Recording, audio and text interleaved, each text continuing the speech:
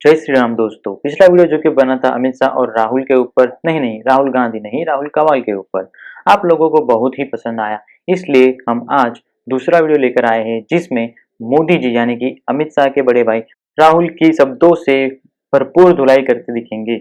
अगर वीडियो पसंद आए तो लाइक कर दीजिएगा और चैनल को सब्सक्राइब कर दीजिएगा, इससे हमें और अधिक काम करने की प्रेरणा मिलती है।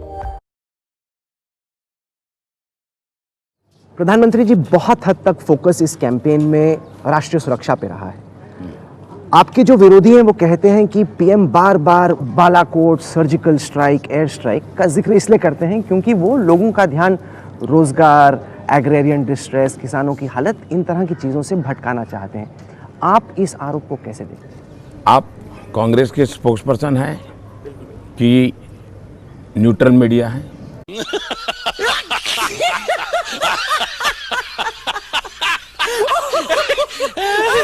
रुको जरा, सब्र करो।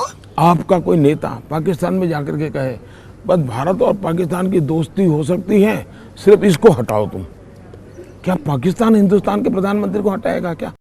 ये तो बिल्कुल ही सही है दोस्तों। ऐसे देश में जाना और जाकर ये सारी बातें करना जो कि एक दुश्मन देश है, कहाँ तक लाजमी है? आप सब अपने व्यू पॉइंट्स कमेंट करके हमें बताएं।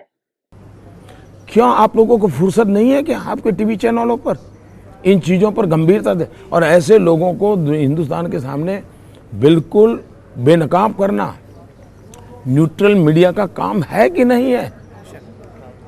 कांग्रेस के सवालों को लेकर के आप कितने दिन तक घूमते फिरोगे भाई? आप अपने सवाल लेके निकलिए ना। क्या करूं, मैं मर जाऊं? पानी पी। मेरी कोई फीलिंग नहीं है। हाँ ठीक है, पानी पी। तुम्हारी फीलिंग तुम्हारी, तो ताड़ा कुत्ता टॉमी, साडा कुत्ता कुत्ता। अब लोग ये कह रहे हैं कि अब ये साफ हो गया है कि 2014 में नरेंद्र मोदी बनाम राहुल गांधी की लड़ाई होने वाली है। बतौर प्रधानमंत्री कौन अगला बनने वाला है? राहुल गांधी के बारे में आप क्या सोचते हैं? आंखों की बात करने वालों की आंखों की हरकतों ने आज टीवी पे पूरा देश देख रहा है कैसे आंख खोली जा रही है, कैसे बंद की जा रही है। ये आंखों का खेल। Hey, y'all, come look at this.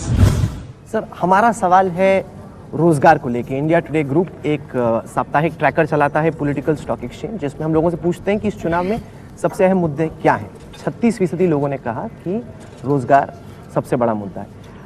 सरकार कहती है कि जॉब क्रिएशन ऐतिहासिक स्तर छू रहा है, अनएम्प्लॉयमेंट लेकिन नंबर 1 इशू है। क्या इसमें आप विरोधाभास देखते हैं?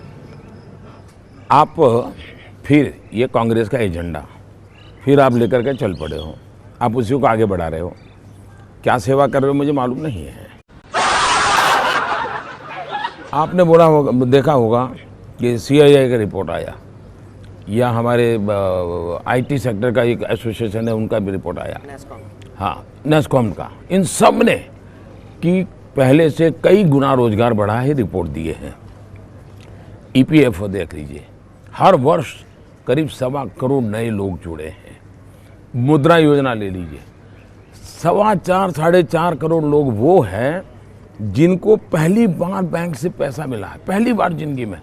वो भी तो कोई रोजी रोटी कमाते हैं, किसी को रोजगार देते हैं। सही पकड़े हैं।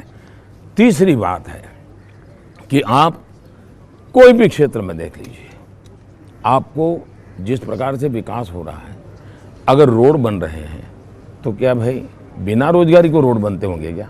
बिना रोजगारी को रेल बढ़ती होगी क्या? और मैंने सुना है कि आपके आज तक की जो ऑफिस है उसमें अब बैठने की जगह नहीं है।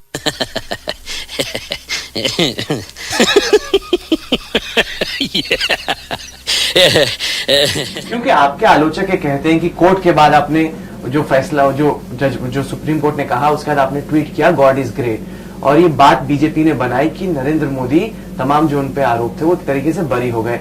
इस पार्टी अच्छा मुझे बताइए, कोर्ट में या पुलिस थाने में मोदी पर क्या आरोप है बताइए? नहीं, फिलहाल कोई आरोप नहीं है। फिर भाई फिर काहे को चिल्ला रहा है सारी दुनिया? अगर है ही नहीं, आप कह रहे नहीं है तो आप दुनिया को बताओ ना नहीं है।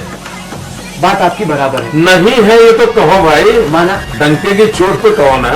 नहीं कह रहे हो, मेहरबान आप नहीं कह रहे हो। नहीं, हम ये मान रहे हैं कि फिलहाल कोई आरोप नहीं है, लेकिन बरी भी नहीं हुआ क्योंकि कोर्ट ने कहा कि चलिए लोअर कोर्ट में अरे जाके कमाल है। लोअर कोर्ट में इस पे अभी भी तफ्तीश अरे चल वो रही है। प्रक्रिया है भाई।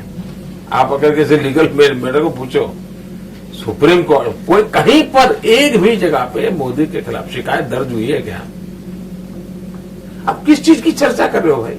ये तो हम चुपचाप सह रहे हैं इसलिए कि भाई इसको एक पॉलिटिकल आपने एंगल दिया है, चलता रहेगा। अच्छा ये बताइए, लोगों को अभी भी एक सवाल आता है दिन में दिमाग में हर जगह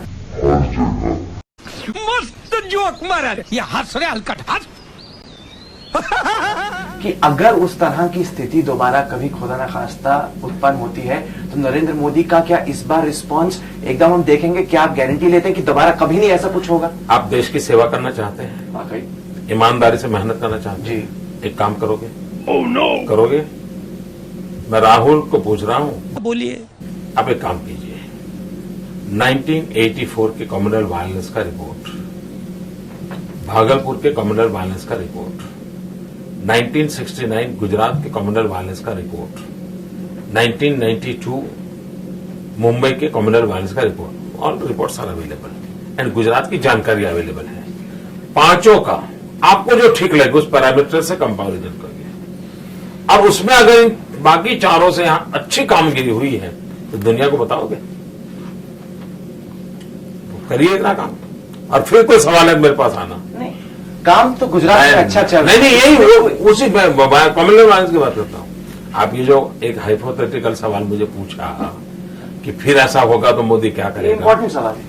इंपॉर्टेंट तो आपके लिए हर चीज इंपॉर्टेंट होती है, वरना दिल्ली से यहाँ क्यों आते हैं आप? सही बात। तो आपकी रोजी रोटी उस पर है, तो ये तो इंपॉर्टेंट ही है। मैं कोई आपके किसी सवाल को फालतू नहीं मानता हूँ और मुझे उसको रिस्पेक्ट करना चाहिए। तो ऐसा मैं नहीं मानता कि आप कोई ऐसे टाइम खराब कर रहे हैं, आप सिंसियरली काम कर रहे हैं।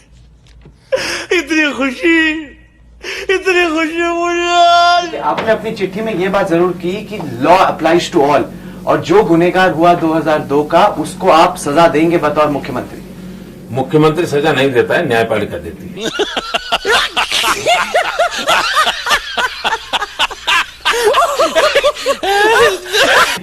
आप उसमें सपोर्ट करेंगे? अरे अभी तक किया है हिंदुस्तान में। मैं यही तो कह रहा हूं, आप स्टडी करो, आप मेहरबानी करके इतना करो भाई, उम्र आपकी छोटी है, थोड़ी मेहनत करो।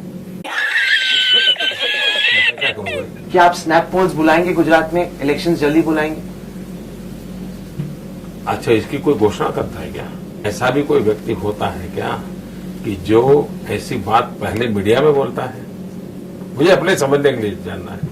नहीं ठीक है, आपने जो कहना था आपने इशारों में ही उसको क्या कह दिया कि ठीक। देखिए, ये आप मीडिया के तरीके से उसका उछालिए, उपयोग कीजिए, कल चलाइए, मुझे कोई प्रॉब्लम नहीं है।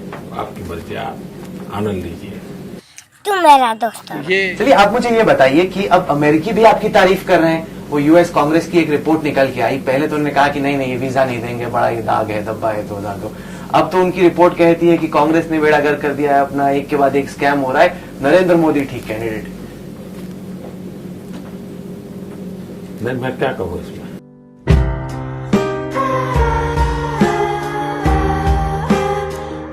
आप भी तो ये जानते हैं कि आप ही की पार्टी में काफी सारे नेता हैं जो थोड़े थ्रेटन है आपसे, उनको चिंता होती है कि नरेंद्र मोदी आएगा तो उनका पत्ता कट जाएगा। आपको लगता है कि सब आपका साथ देंगे? ये पत्ता क्या होता है?